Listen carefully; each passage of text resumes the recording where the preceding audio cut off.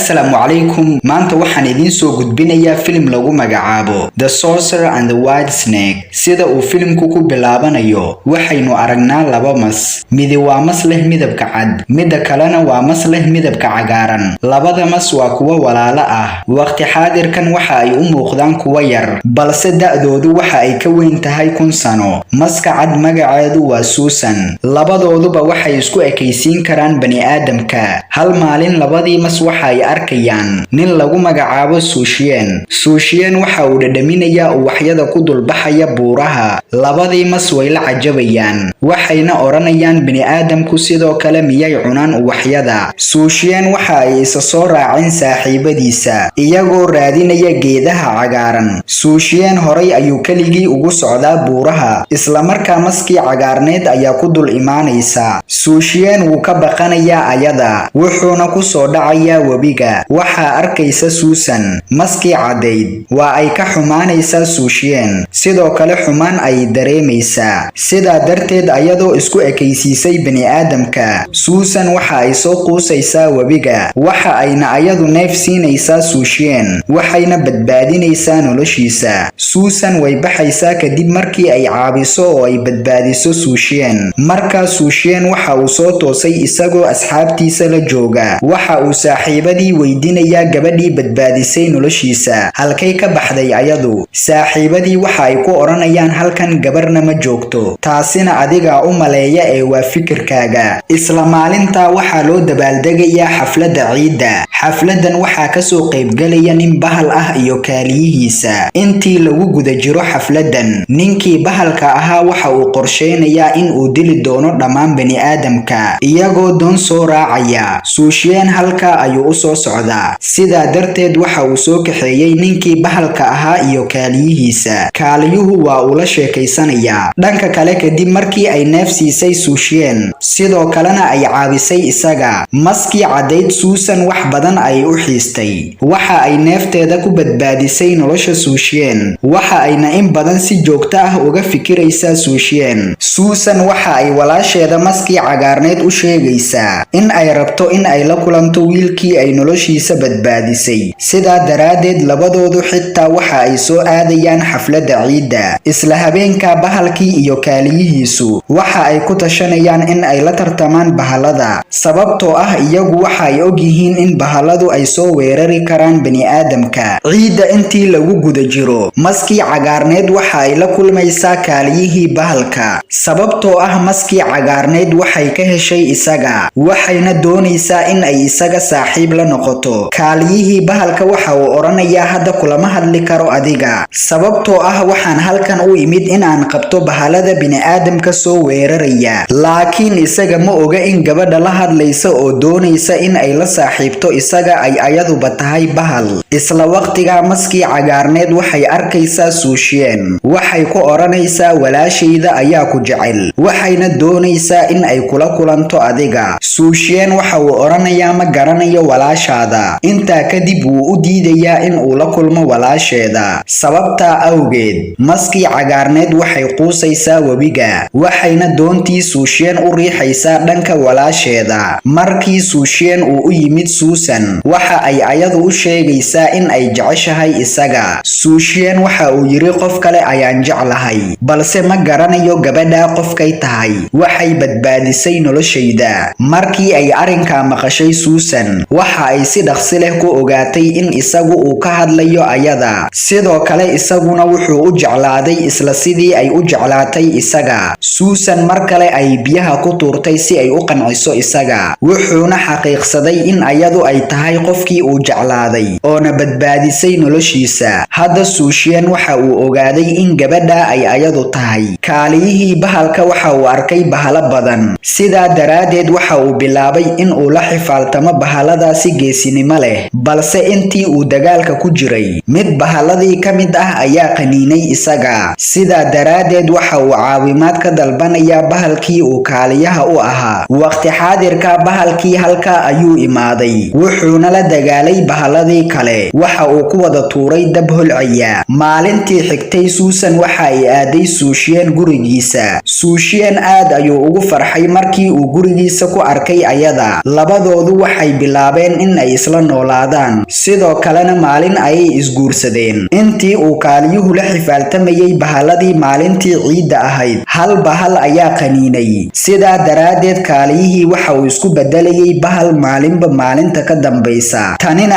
aad ayuu ugu xumaaday, wuxuuna nolosha ku dareemay ciriiri. haddii uu noqdo bahal, waxa uu halis ku noqon doonaa bini'aadamka. sidaa daraaddeed waxa uu go'aansaday in uu nolosha isdhaafiyo. maalintii uu sidaa samayn rabay, waxaa halkaa timid maskii cagaarnayd. waxa ayna isagu weydiisay sababta uu sidaa u samaynayo. ha samaynin sidaa. laakiin isagu wuxuu ka cawday in uu bahal u noqonayo si tartiib tartiib ah, wuxuuna yidhi waxaan halis ku noqonayaa bini'aadamka, sidaa daraaddeed waa in aan nolosha isdhaafiyaa. hadalkaa markii ay maqashay maskii cagaarnayd, waxa ay isagu u sheegtay xaqiiqadeeda. waxa ayna isagu tustay carabkeedii maska, waxayna ku dhahday, haddii aad bahal noqonayso tani wax dhib ah ma lahan, anigu xitaa bahal ayaan ahay. intaa kadib waxaynu aragnaa bahalkii oo xaafadda u soo socda. wuxuu arkayaa dad la dhibaataysan bahalnimada, dadkaana halis ayay ku jiraan, waxaana soo wajahay culays fara badan. sidaa daraaddeed si loo badbaadiyo oona loo caabiyo, suushiyeen geeda dhaqameed ayuu u adeegsanayaa. balse suusan waxa ay ogaatay in bahaladu ay soo weerareen dadkan, aad ayayna u awood badanayaan, waxayna halis ugu jiraan in ay bahalo noqdaan. sidaa daraaddeed dadkan geedaha keliya laguma daaweyn karo. suusan waxa ay ku neefsatay weelashii si ay saygeeda suushiyeen ugu caawiso in uu badbaadiyo nolosha dadkan. suusan waxa ay leedahay dooli ay saaxiibo yihiin. dooliga waxa uu suusan ku odhanayaa, maxaad samaynaysaa adigu? neeftaada ayaad bixinaysaa. ma ogid miyaa in neefsashadaadu ay awooddaada kaasii yaraynayso? balse suusan waxa ay caabinaysaa saygeeda iyo dadka kale. markii uu suushiyeen dadkii quudiyo wixii uu soo qasay, waxa ay u muuqanayaan kuwa soo caafimaadaya, waxayna ku soo laabanayaan sidoodii caadiga ahayd. markii uu bahalkii arkay wuu ka naxay, sababtoo ah bahalkii waxa uu ogaaday in dadkani ay sii caafimaadayaan. bahalkii wuu yaabay, waxba ma fahansanaa. sidaa daraaddeed suushiyeen ayuu su'aalayaa isaga, qof miyaa kugu caabiyey samaynta geedahan? suushiyeen waxa uu odhanayaa, haa, xaaskayga ayaa igu caabisay oona samaysay geedahan. bahalkii waxa uu ogaaday in xaaskiisu aysan ahayn bini'aadam caadi ah, haddaba ayadu waa bahal. sidaa daraaddeed bahalkii waxa uu suushiyeen siiyey mindi sixir ah oo af badan si uu isugu difaaco. intaa kadib bahalkii waxa uu aaday suusan, waxa uuna ayada ku dhahay, maxaad u samaynaysaa sidan? bahalnimadaada iska ahow, waxaad guursatay bini'aadam, waxaadna bini'aadamka ula nooshahay sidii bini'aadamka oo kale. balse hadda laga bilaabo waxba kuma odhanayo adiga, waana kaa tegay, sababtoo ah waxaad tahay bahal wanaagsan. waxaa kugu waajib ah in aad isaga tagto suushiyeen, haddii kale wixii kugu dhici doona adiga isku keenay, waana ku dili doonaa adiga. sidaa ayuu yidhi bahalkii, wuuna ka dhaqaajiyey meesha. markii uu suushiyeen habeenkii guriga yimid, waxa uu keenay qamri. tanina ma ahan qamri caadi ah, dawo ayaa ku yara qasan. sidaa daraaddeed suntii ma faafayso markii masku uu qof qaniino, balse suusan mas ayay ahayd nafsad ahaanteeda. suushiyeen waxa uu isna suusan la cabayaa qamrigii. suusan walaac ayaa ku abuurmaya kadib markii ay qamrigii cabtay, xaaladeedu way sii xumaanaysay. sidaa daraaddeed qolka ayay isku soo xirtay. suushiyeen in badan ayuu weydiiyey, maxaa sidan u samaynaysaa? hadaladayda miyaad ka carootay adigu? laakiin suusan ma xakamayn karto nafsadeeda, waxayna noqonaysaa mas caadi ah. si uu soo qabto suusan, bahalkii halkaa ayuu yimid. labadoodu way iska soo horjeesteen. intaa kadib suushiyeen tooraydii sixirka ahaa ayuu ku duray suusan, sababtoo ah ma uusan ogeyn in maska cad ay tahay xaaskiisa. kadib markii uu tooraydii ku guntay, maskii caddayd waxa ay u laabatay walaasheeda maskii cagaarnayd. sidii suusan loogu soo guntay tooraydii, hadda mar kale iskuma ekaysiin karto suuradda bini'aadamka, mas ayna weligeeda ahaan doontaa. suushiyeen bahalkii ayuu weydiiyey, xaaskaygii halkay ka baxday? bahalkii waxa uu yidhi, sida xaqiiqada ah maskii caddayd waxa ay ahayd xaaskaagii. mas ayaad guursatay oo da'deedu kumanaan sano kor u dhaafaya. suushiyeen markii uu maqlay in xaaskiisu ay mas ahayd, wuu isku naxay. suusan saaxiibkeedii dooliga ahaa waxa uu suushiyeen ku dhahay, hal mid ayaa suusan nolosheeda nolosheeda ku soo badbaadin kartaa, laakiin waa halis in aad hesho dawadeeda, waxaana ku soo gaari kara khataro fara badan sababtoo ah waxaa goobta jooga bahalo saameyn badan. Balse Suushien halkaa ayuu aaday, wuxuuna ku dhiiraday in uu helo dawadii, laakiin Suushien waxaa ku yimid bahaladii saameynta badnaa. Sidaa daraaddeed dhammaan bahaladii saaxiibada ahaa waxay si wadajir ah isugu dayeen in ay badbaadiyaan Susan. Dooligii waxa uu dawadii u geeyey Susan, waxaana badbaaday nolosheedii. Mar kale hadda ayadu waxay isku ekaysiin kartaa suuradda bini'aadamka. Sidii ay u fiicnaatay, Susan waxa ay weerartay bahaladii iyo saaxiibadiisa, sababtoo ah waxay ayadu ku fikiraysay in ay disho kuwa doonaya in ay kala geeyaan ayada iyo Suushien. Si kastaba ha ahaatee, Susan waxa ay Suushien u soo qaaday meelo kale. Waxa ayna dhahday Suushien, ma fiican tahay adigu? Balse Suushien waxa uu ilaabay wax kasta, waxna ma xasuusan karo. Sidoo kalena waxa uu ilaabay xaaskiisa Susan. Susan bahalkii ayay weydiisay, maxaad ku samaysay Suushien? Sababtoo ah wuu i ilaabay anigu. Saacado yar kadib, Suushien waxa uu xasuustay wax waliba, wuxuuna gebi ahaanba noqday mid caadi ah. Balse Susan mas ay isku bedeshay. Sidaa daraaddeed isagoo isticmaalaya awoodiisa, bahalkii waxa uu sameeyey guri qadiimi ah, wuxuuna dabin ugu dhigay Susan in ay weligeeda ku jiri doonto. Gebi ahaanba uma suurtagelin in ay ka soo baxdo guriga, balse Suushien waxa uu noloshiisoo idil ku dhammaystay banaanka dhismaha sugitaanka xaaskiisa awgeed. Kaaliyihii xitaa hadda bahal ayuu noqday, balse waa bahal wanaagsan, wuxuuna weligii la joogayaa bahalada. Filimkuna halkaa ayuu ku dhammaaday. haddii uu ku qanciyo muuqaalku, ha ilaabin inaad like saarto. Haddii aad nagu cusub tahayna nagu soo biir adigoo subscribe dhahanaya, gambaleelkana taabo si aad ula socoto muuqaaladeena xiga. Mahadsanid.